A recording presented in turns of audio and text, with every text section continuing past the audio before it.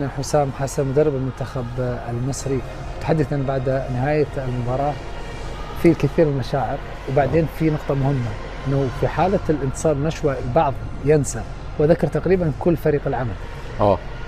حسام واحد مننا، حسام واحد من الشعب على فكرة. حسام أنا اتعاملت معاه كان كابتن منتخب مصر 2006. حسام لما كنا بنمشي في الأتوبيس يقول يا واد أنت وهو بص شمال ويمين، أنتوا ربنا مديكوا نعمة ان انتوا تفرحوا الناس دي ويحس بالناس. تحسه مواطن بسيط.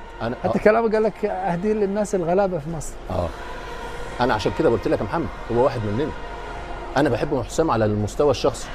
حسام ده الجيل الحالي واللي بيدربه ده شاف ايقونه، وانا احب الايقونات لما تمسك مجال تنجح فيه، لان ده مجالنا، دي شغلتنا. وزي ما قلت لك الجهاز، اتكلم على الجهاز، انا اتعاملت مع كل الجهاز الافراد بتوع الجهاز. كابتن ابراهيم من افضل الباكات رايت اللي موجوده في تاريخ مصر.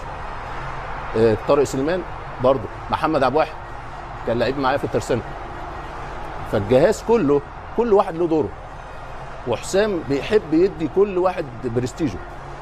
هو مش اناني، هو اناني في النجاح، هو عاوز ينجح. حتى في نهايه المباراه ذهب وتحدث مع الشناوي. ايوه هو عاوز ينجح، انه احنا مجموعه. أيوة. لان اكيد الشناوي كان دايما هو الحارس الاساسي في المنتخب، لانه اول واحد في التاريخ لعب كاس عالم كلاعب، ومسك مصر كمدرب، وتاهل ان شاء الله للدور اللي بعد كده، فحاجه تاريخيه ليه.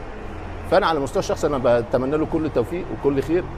وبعدين يا محمد النقطه المفصليه بتاعته كاس الامم، هو متحرر في البطوله دي، هو مستمتع بالاجواء، هو بيحب النجاح ما بيحبش الخساره. كاس افريقيا كان تحت الضغط، لانه لم يكن واثقا من